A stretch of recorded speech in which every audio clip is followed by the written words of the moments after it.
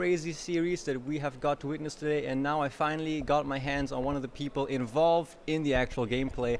MiSeRy, first of all, congratulations, of course, for making it. I think beyond a doubt everybody here thinks you deserve it a lot, and I don't want to bore you with these entry questions. Let's talk about the games right away, since you've been in there as well. Let's begin with game one. The Rapier got bought. A lot of risk on Envy's shoulders.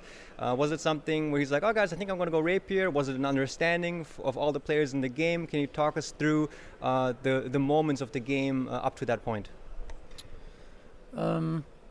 So I felt like that game was kind of in our hands after a fight top lane, where we killed multiple people and went for tier 3, and then we went back, and then we were like, let's go Roshan. And then we went to Rosh, and then we kind of 4 people died, I think, and we lost Aegis as well or something like that. And from there on out, it was like we were started to talk about Rapier. I don't remember exactly how what time, but like he just mentioned, I'm gonna go Rapier, guys. What do you think? And we were all like, yeah, I think it's good. And actually, it's pretty risky on Ember, but actually, he's one of the only heroes that can get away with it, I think, because people die so fast, and he is really hard to catch if you have 4 staffs and stuff. So like they commit to killing an Ember somewhere and you force him out and he gets one slide off, and they might just all die. So it's kind of really good on Ember, even early in the game.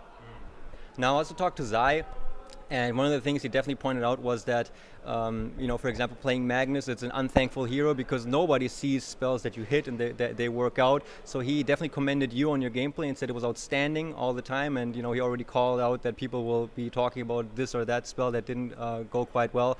But talk about the role of the heroes that you've played so far. To my mind, Spring, Tusk, and Magnus in this case. When you play these heroes, is there anyone that you kind of prefer when it comes to your role and your responsibility in the team? Like hero-wise, I don't know. I kind of just play what is needed, and I feel like I can play anything. So for that reason, it's very easy to talk about strategies and talk about counters to stuff, because we kind of just pick me whatever needed in the game. And I played a lot of Magnus for the team in this event, and I still like playing it, but I agree with Sai in that sense. It's a pretty hard role. It's pretty, like, I am actually just empowering people, and getting RPs off is so insanely difficult, because like the enemy was, especially that game, because they had a Night Stalker too. No, they had a Beastmaster, Hawk scouting me, and it's like they have a Storm Spirit. I try to RP the Storm, which is like, it's just a lost cause. I should not go for that at all. But yeah, I mean, I think if I played better Magnus that game, we would have maybe won. But it was generally, after buying the Rapier, I felt like we could have definitely done the same thing again as in game 1, but we fucked up top lane and died. Instead of going back and waiting for items, I had like 5,000 gold. I was going Linken's to just Linken the Ember and then just go, like, I'm just the guy empowering and Linkening this Ember. But for some reason we stayed a bit too long, and then yeah, we lost Rapier, and that's it. But I mean, I like... Sorry, can I just, that top lane thing, because that's of course the part where many of us laymen, we look at that and we say, holy shit, it looking so good, and then they get caught out once and the game is over, and that's in part also because of the Rapier. Do you think the item progression that could have been different? That was something that Zai said, perhaps Envy could have chosen a different build-up, maybe go with the Daedalus first, and then after a while, like in game 1, go for the Rapier. Maybe. I think it wasn't really on the Ember. I think the Rapier was actually solid. I think the biggest problem was that we didn't identify the fact that they had BKBs, and then Tusk couldn't really, like, the idea is the Storm jumps in with Orchid, he Orchids the Ember, and then Tusk can snowball him away, right? And he can always get out with a Remnant, and then everyone just fucks off as much as we can, or we try and take a fight, or depending. But they both had BKBs on Storm and a Juggernaut, so they kind of just both went in, and he didn't have a snowball target. So he got Orchid, and then he just dies. Okay. So that was kind of the issue in that fight. But there was really no point staying there longer. I felt like we just go back and we farm some more items, and we just play our 5-man Dota with Rapier again. And I think we can, with patience, we can just take the game like that.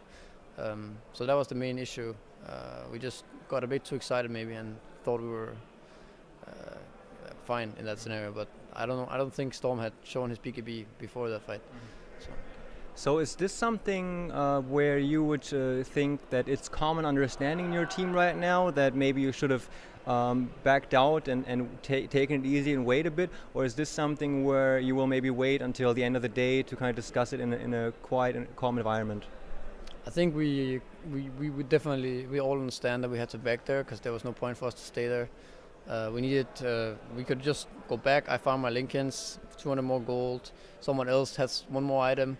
Ember farms a BKB, and then suddenly they actually can't kill this Ember anymore because he will always just get, he has Lincolns on. If they try to initiate on him, he will always pop his BKB, and then they have actually nothing to disable him with. So in that sense, I mean, the whole team is on the same page for sure about this stuff. I mean, it's ridiculous to just witness these games because there's so many high caliber players, so many people that just understand the game so well.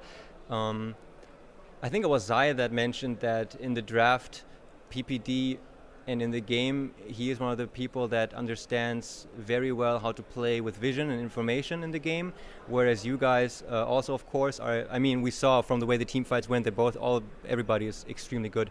But that you guys also have these, the Brood or the Huskar that comes out. So, assuming that EG will adjust to that, and if you meet them in the grand finals, that this still will not work, what area of game will be the most important for you guys? Is it going to be the team fights, the early game? Where would you put the most emphasis in making sure you can take EG? Well, I mean, we kind of saw what their strategy was against us just now, and it was very obvious that they chose Night Stalker like very highly because of the vision. The second game, they also Night Stalker was out, so they chose Beastmaster. So I mean, it's kind of obvious for us as well that they want to play the vision game, and it was very annoying to play those games because it is very hard to play against this type of strategy when you don't have, we had a Sigil, and in the first game we had a Bounty Hunter that helped, but Night Stalker, playing as Night Stalker is like, it's actually a stupid concept. The fact that he removes vision.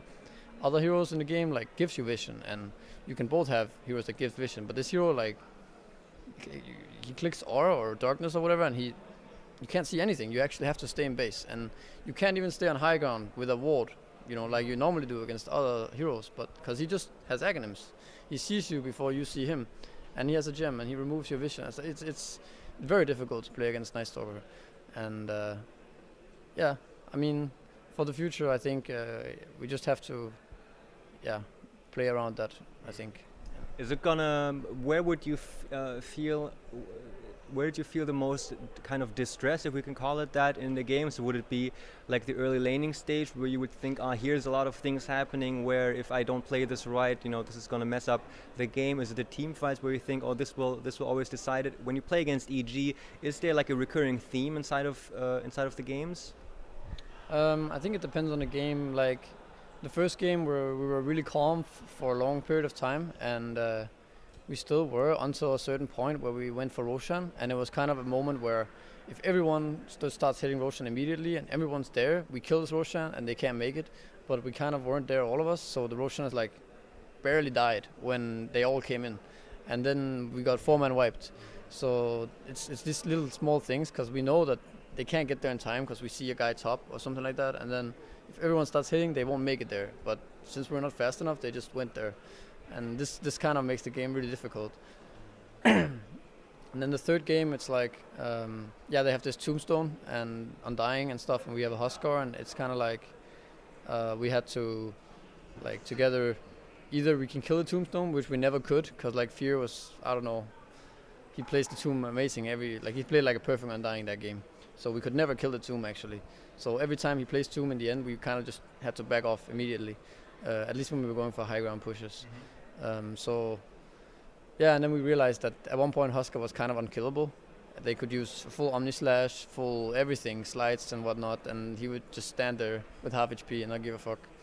And we would never commit, and beforehand in the game we kind of committed a little bit with me snowballing in to try and kill Undying or something, or Avenge or something, and then suddenly I would die first, and then they would pick us off. But we kind of identified that we had to just let Huskar do his thing. He would never die, and then the game was actually much easier from there on out. So, did I understand it correctly that you feel that one of the things that you guys could improve a bit on is kind of you said that if you have an understanding, if we need to take Roshan and we need to do it now, what is it? Is it confidence to just know what you need to do in doing it? No, I think it's just maybe if Poppy makes a call and it is to go Roshan and we have 20 seconds to do it, and then Ember Spirit has TB on cooldown or something like that, and that is not being said, and we start hitting this Roshan, it's too difficult in the moment to realize that you cannot kill this Roshan without everyone hitting it. So obviously the safe play is just to not kill Roshan at all. You just kill some Ancients, and then they will start running anyway because they understand that, yeah, this is happening, or it could be happening. But you can kill this Roshan, but everyone has to be there and be ready. But that's not always possible. Maybe we has healing or something like that, or I don't remember what happened in that moment. I don't think Ember was hitting. Maybe he had cooldown boosted travel for like a few seconds or something, and that can like make or break the game, and it's probably hard to communicate in the game.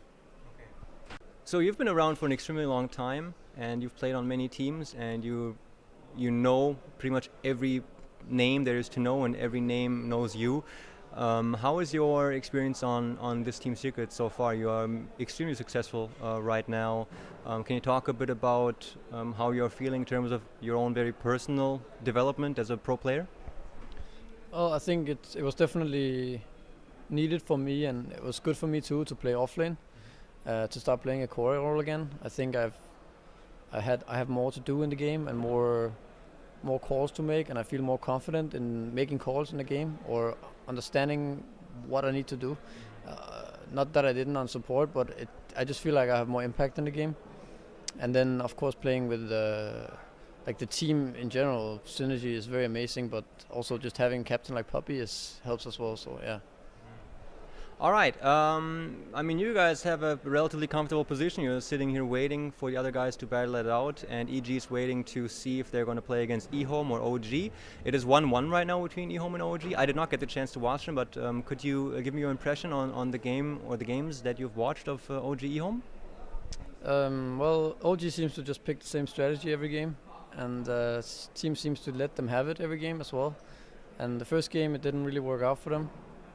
I think, yeah, maybe their draft was a little bit different. They had both Night Stalker, Ember, and Wisp Tiny, which was maybe like overdoing it a little bit. And then the second game, they got the strategy they used probably the most throughout their time as a team, Wisp Tiny with Alchemists, giving him Aghanims, and then yeah, just Tiny gets too fat too fast. And I hope eHome should ban Wisp, because I don't really see like a reason not to at this point. It feels like this is their best strategy, and yeah, now they lost the game and won a game. Maybe it's time to mix it up and ban it. So now there's a lot of discussion happening at this point in time on forums, both on the West and the East, about the Chinese scene falling off right now. What can you say about that in regard, because you've played a lot of those teams right now? Do you notice a difference now, apart from EG? If you take like some Western, Eastern teams, do you notice anything in play style? Is there anything you notice? Is there a difference? Nah, I think maybe just the Western teams got stronger, and the Chinese kind of just stopped improving. Stagnated for a while, and I think after this major there's going to be some kind of shuffle for sure. But I think the Chinese will still remain strong. Like, it's just about maybe the metagame right now, and it's switched kind of fast. Maybe in a way that the Chinese had a hard time adapting to some new heroes that was almost never played in Dota forever.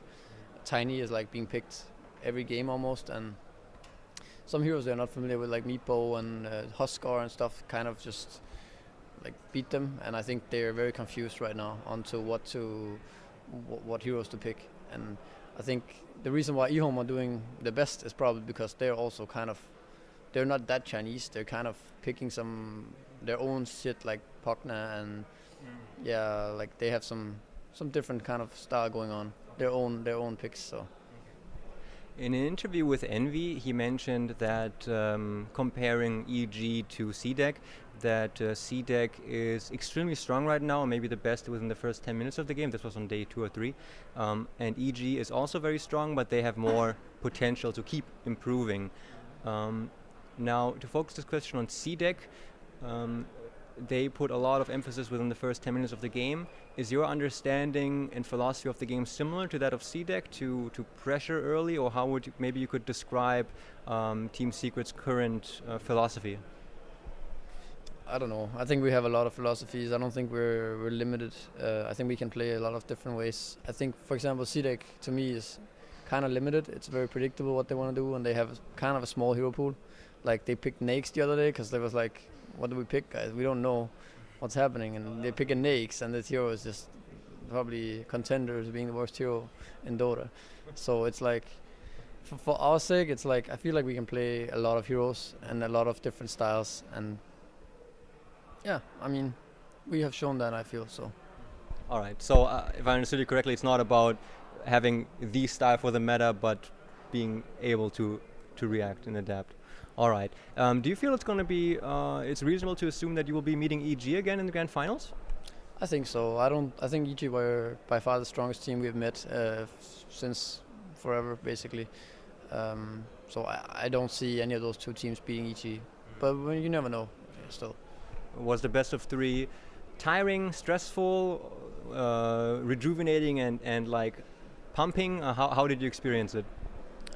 I thought it was very fun to play. I think everyone did. It was a very nice series. Yeah, some good Dota. Awesome. All right, that's it for questions. I do want to give you the opportunity to not, like, I don't want to say shout-outs, but is there like some certain friends at home or like some family members that you hold dear, where you want to just be like, hey, I don't know, someone where you want to say, hey, how's it going? Thinking of you? Well, I just talked to my dad. He might come from Denmark to